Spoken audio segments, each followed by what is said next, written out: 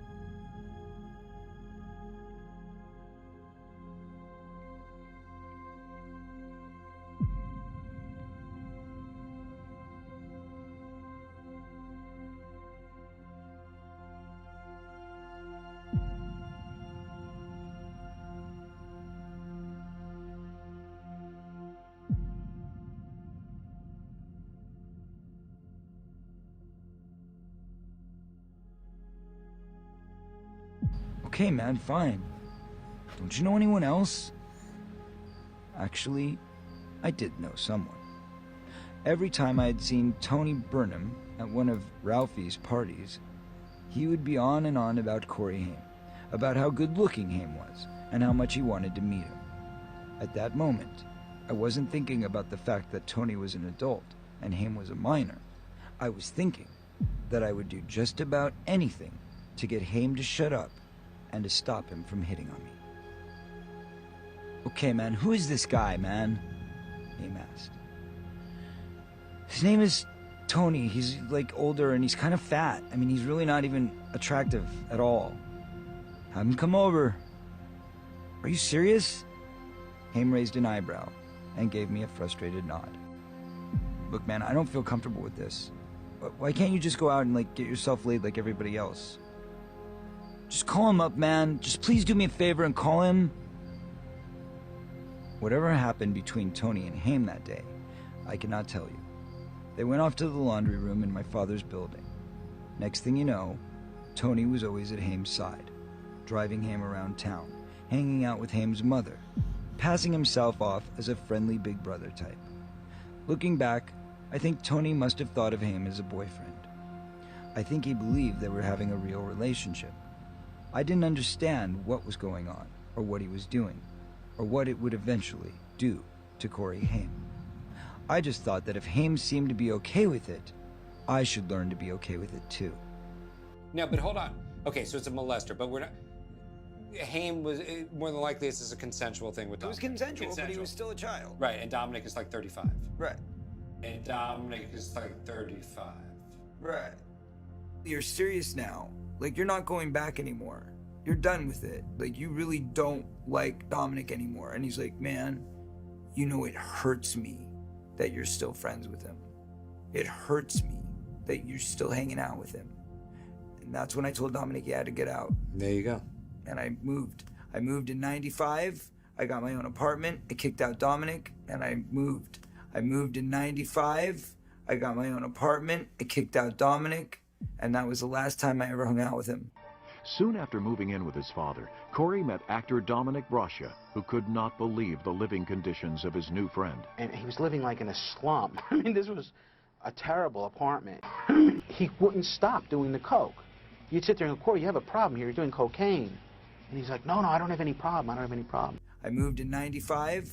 That was the last time I ever hung out with him. Take your hand off my ass. And I said, no, that's not my hand. And she said, that's okay, it's not my ass. Funny, huh? All right, thank you very much for the change of class. Ladies and gentlemen, at this point, I have to go. I know you're very sad. My name is Robbie. You'll see me around, I'm sure. But the next guy, I know you've seen him already. You may have seen him. 95, and that was the last time I ever hung out with him. I've got Corey Feldman here. Woo! The song is the title track of the forthcoming album, which will be released in your stores August 6th. Please go pick it up.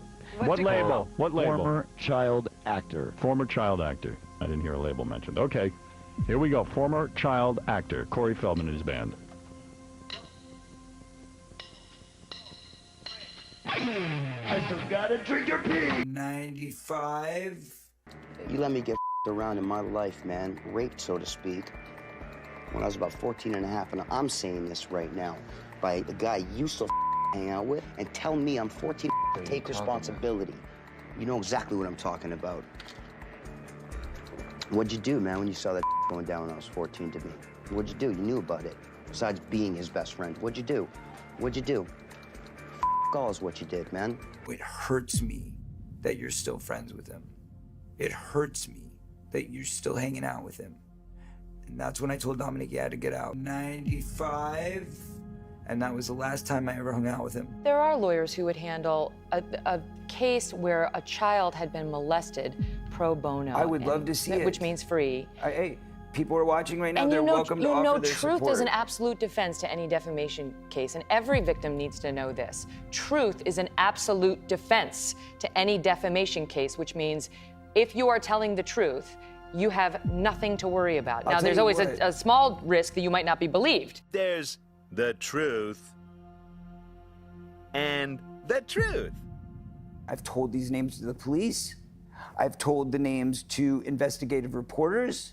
Nobody's ever put it out there. They cover it up, they protect it. In fact, I know of a friend of mine that actually went and spoke to a reporter and gave all the information, and they were, the day before I launched my campaign, they were supposed to put out a story in the Inquirer, and they came to me for a comment, and I said, no comment. Let them tell their story. But if I don't care. I moved in 95, and that was the last time I ever hung out with him. In fact, I know of a friend of mine, the guy you used to hang out with, went and spoke to a reporter and gave all the information, and they were, the day before I launched my campaign, they were supposed to put out a story in the Inquirer, and they came to me for a comment, and I said, no comment. Let them tell their story. Shit, I've personally heard a story about Charlie and Corey Haim, probably, I don't know, at least a dozen people probably in my inner circle knew, for sure.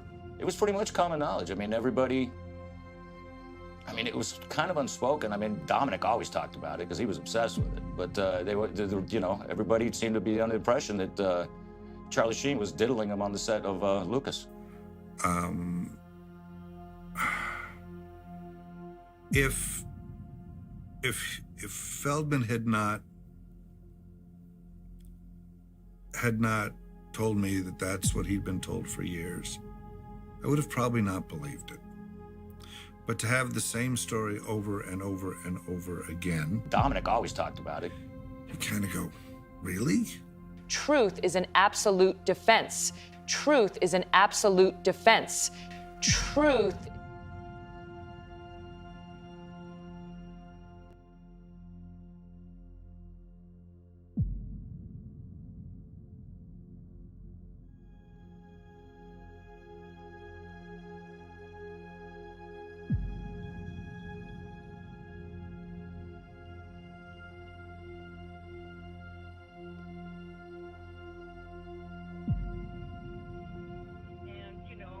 Listen, he's hiding behind my son, and that is a really good reason for him not to ever talk about Dominic or what happened, what my son told him on the two Coreys, because you know what? I have never once, not once did I ever hear Feldman mention Dominic's name, not once.